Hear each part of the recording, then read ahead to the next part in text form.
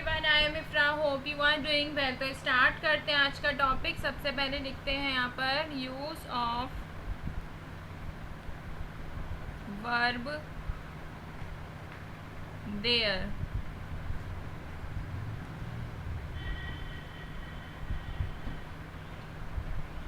तो इससे पहले हमने इसके अफर्मेटिव सेंटेंसेस देखे थे कि देयर का यूज़ करके हम सेंटेंसेस कैसे बनाते हैं, उसको ट्रांसलेट कैसे करते हैं, उसके रूल्स एंड एग्जांपल्स देखे थे। नाउ इन दिस वीडियो हम डिस्कस करेंगे नेगेटिव सेंटेंसेस। तो यहाँ पर लिखते हैं नेगेटिव सेंटेंसेस।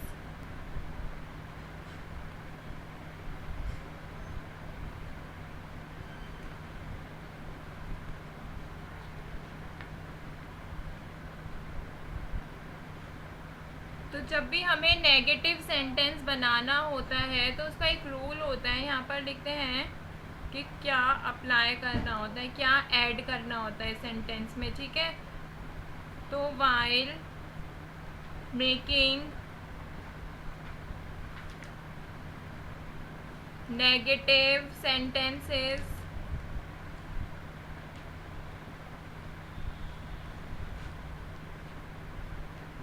ऐड करना होता है नो या फिर नॉट।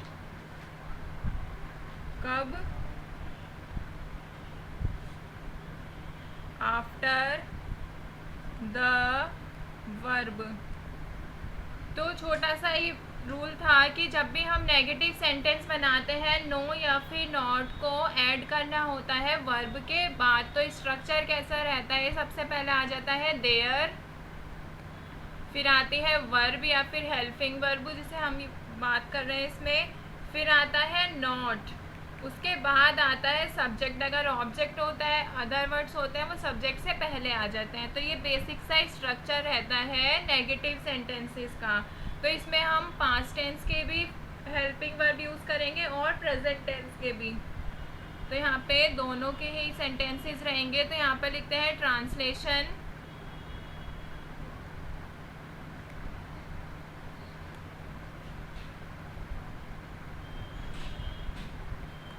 सेंटेंस नंबर 1 लिखते हैं,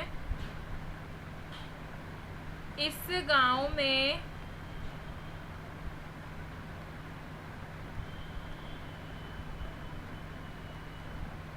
कोई नहीं है। कोई नहीं है, इट मीन्स यहाँ पे किसकी बात हो रही है? सिंगुलर सब्जेक्ट है ये। तो इस गांव में कोई नहीं है, तो स्ट्रक्चर कैसा रहेगा? हमें यहाँ पे हेल्पिंग वर्ब पता है, इस गांव में इस सब्जेक्ट, एंड ये जो रिमेनिंग पार्ट है सेंटेंस का हम इसको ऑब्जेक्ट मानते हैं। ठीक है, तो सबसे पहले क्या आ जाएगा? देयर, सिंगुलर है तो इज, फिर कोई नहीं मतलब नोबडी, या फिर लिख सकते हैं no one in this village, full stop. तो देयर हेल्पिंग वर्ब, नॉट या फिर नो, दो भी हमें यूज़ करना होता है अकॉर्डिंग टू द सब्जेक्ट। फिर आ जाता है रिमेनिंग वर्ड्स और लास्ट में आ जाएगा सब्जेक्ट। ऐसे ही हम यहाँ पे सेकंड एग्जांपल लेते हैं। अब एक पास्ट का ले लेते हैं, जैसे रामगढ़ में राजा नहीं था। था से हमें पता चल रहा है कैसी फॉर्म यूज होगी हेल्पिंग वर्ब की? सिंगुलर। ठीक है, सब्जेक्ट कैसा है इसमें? रामगढ़। हेल्पिंग वर्ब हमें मिल गई है था, ये नॉट आ जाएगा या फिर नो आएगा अकॉर्डिंग, अभी हम ट्रांसलेट करेंगे तो उसके अकॉर्डिंग यूज़ करेंगे और ये हो जाएगा ऑब्जेक्ट। तो कैसे ट्रांसलेट करेंगे? सबसे पहले आता है देयर, फिर यहाँ पे क्या आ जाएगा?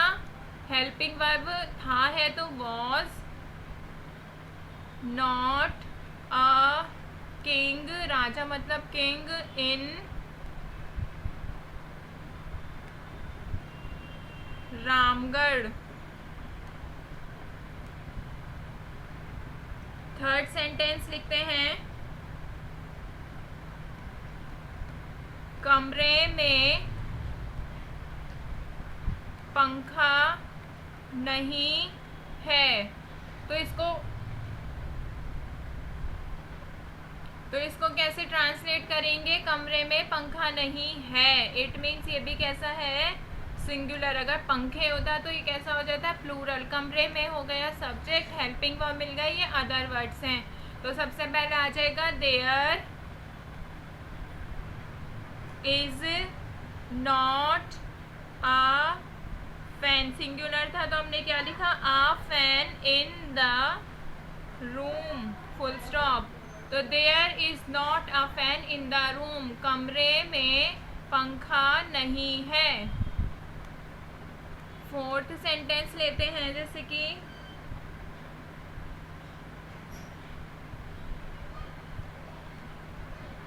मेरे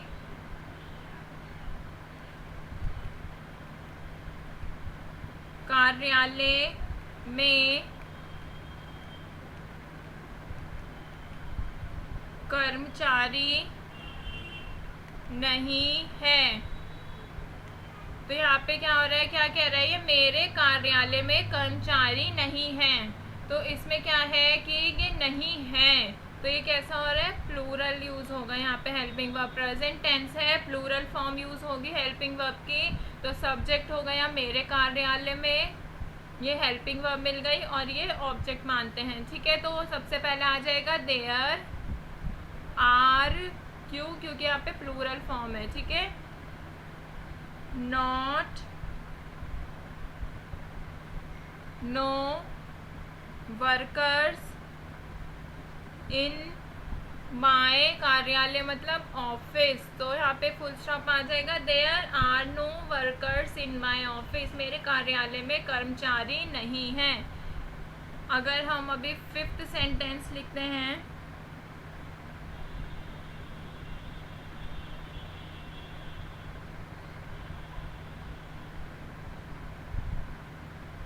बूढ़ा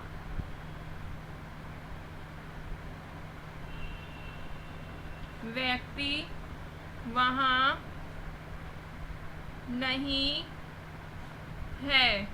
तो नहीं है, इट मीन्स ये कैसा है? सिंगुलर है। तो कैसे ट्रांसलेट करेंगे? बूढ़ा व्यक्ति वहाँ नहीं है। तो सबसे पहले आ जाएगा देयर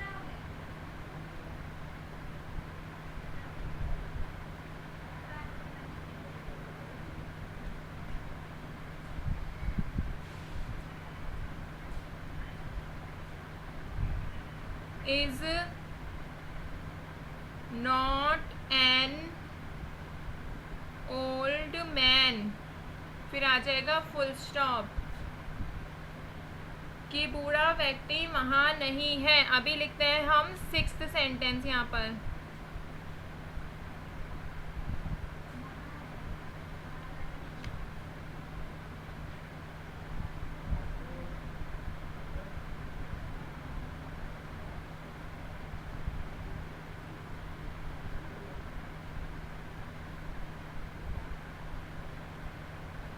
जंगल में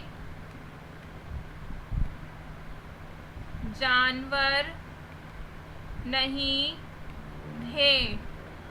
तो ये क्या है? थे है, और ये हो जाएगा प्लूरल फॉर्म में। तो कैसे? जंगल में इज द सब्जेक्ट एंड थे is the helping verb and the remaining part of this sentence is object. Now इसको ट्रांसलेट करेंगे तो सबसे पहले आ जाएगा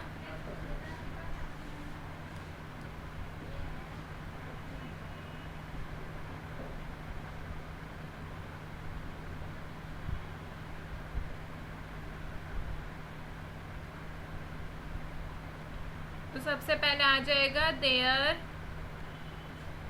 पास्ट की बात है तो आ जाएगा were no animals in the jungle. तो ये क्या कह रहा है? देयर वर नो एनिमल्स, थे था प्लूरल है, तो there were no animals in the jungle, जंगल में जानवर नहीं थे। ऐसे ही हम 7th सेंटेंस लेते हैं, तो हो गया पास्ट का भी एक, अगर प्लूरल का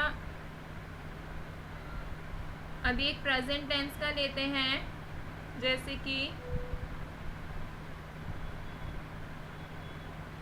उसके बाग में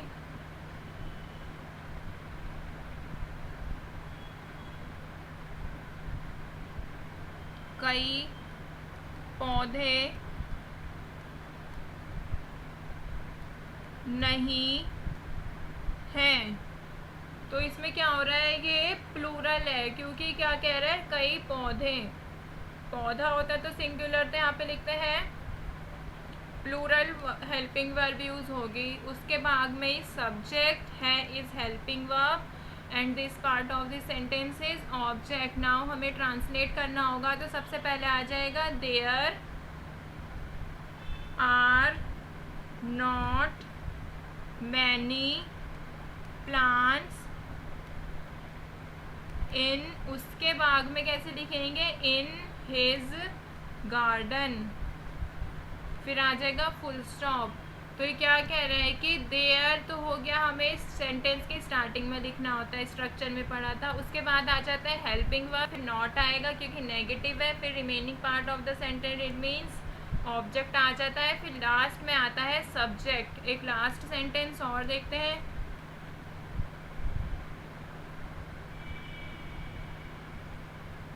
मेरे साथ चलने की कोई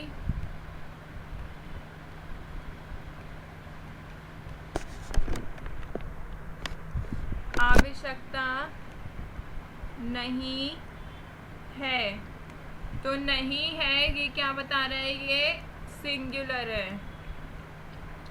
तो इसको ट्रांसलेट कैसे करेंगे, सबसे पहले देखते हैं मेरे साथ चलने की, ये क्या हो गया, सबसे पहले सब्जेक्ट, ये मिल गया है helping verb and remaining part of this sentence is object. तो कैसे ट्रांसलेट करेंगे, सबसे पहले क्या आता है सेंटेंस में, देयर, फिर है, सिंगुलर है, तो यहाँ पे क्या आ जाएगा, इज, फिर कोई आवश्यकता नहीं है, तो हेल्पिंग वर्ब के बाद नो या फिर नॉट आता है अकॉर्डिंग टू द सेंटेंस, तो यहाँ पे हमने नो लिखा है। फिर आवश्यकता मतलब नीड, फिर आ जाएगा चलने की, मेरे साथ।